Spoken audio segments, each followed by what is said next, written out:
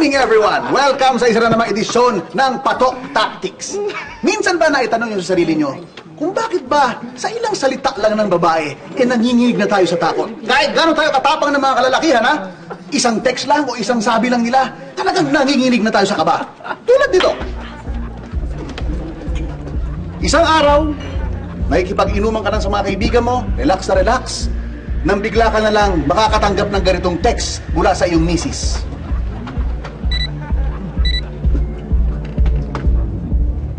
Napakasimpleng message, pero para kang binuhusan ng malamig na tubig at tila ba takot na takot ka. Pakiramdam mo, tinitingnan ka niya. Tingin ka sa kaliwa, tingin sa kanan. Chine-check lang niya kung magsasabi ka ba ng totoo o hindi, kung nasan ka ba talaga. At wala kang magagawa kundi magpaalam na lang sa iyong barkada.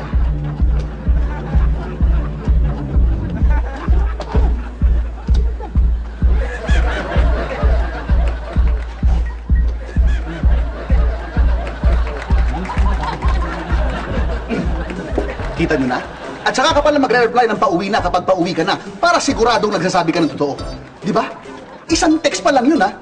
Minsan, suwabing-suwabe naman ang date ni Mrs. sa park, kwentuhan-kwentuhan, hug-hug, nang biglang may mapapansin siya at sasabihin ito.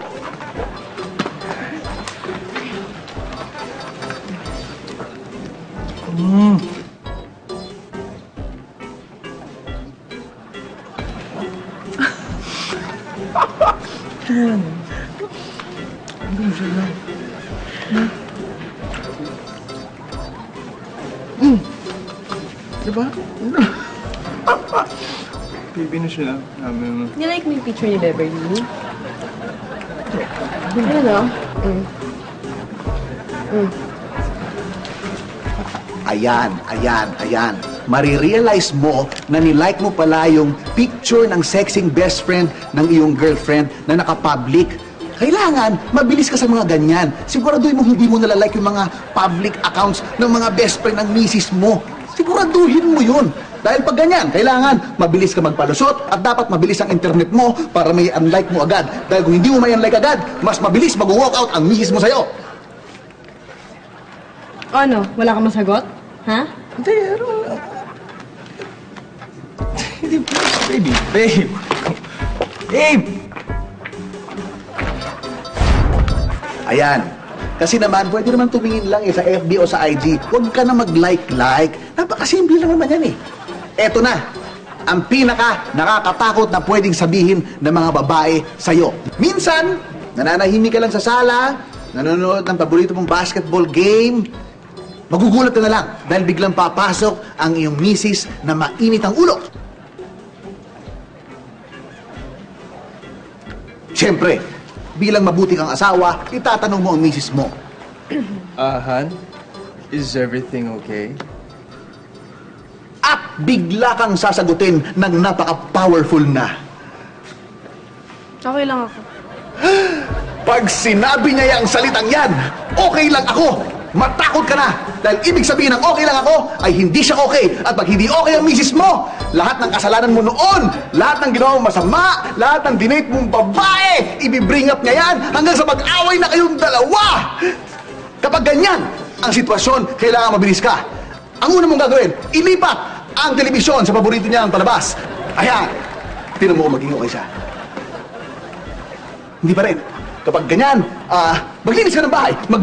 Ipakita mo na isa kang responsabling asawa, na napakabait mong mister.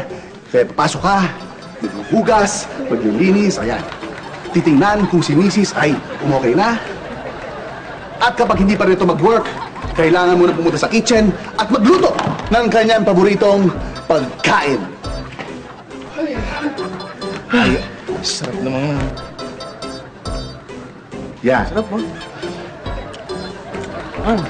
Wala pa rin. Ay, nako. Napakahirap talagang ispilingin ng mga babae.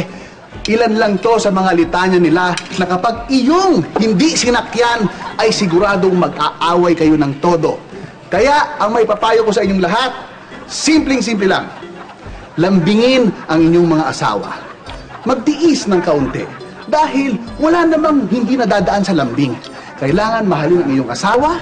Dahil, at the end of the day, kayo pa rin naman ang matutulog na magkatabi. Kaya kailangan, lambing-lambing lang. Lambing-lambing lang. Gano'n ang mga babae. Medyo weird sila that way, but you have to love them anyway. Kita mo, magiging okay din yan.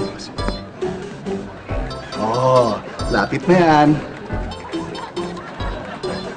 Ayan na, okay na lang. Woo! Hay nako, ang mga babae, kailangan talaga yan, minamahal lagi at konting tiis. Di ba, Han? Oo naman, ha? Look at my wife. She's a very happy wife. Yeah. Siya nga pala, sino si Sarah? Hmm? Ha? Dahil mo nilike na picture niya Ha? sa Wala? Instagram. Wala? Sarah? Han? Siya nga pala, alam kong darating ka. Sa trabaho ko kaya, inandaan kita ng paborito mong bulaklak. Ulol! Wala akong paboritong bulaklak! Allergic ako sa bulaklak! Wala! Sino si Sarah? Sino si Sarah? Sino to? Sarah, let me explain. Ano si Sarah?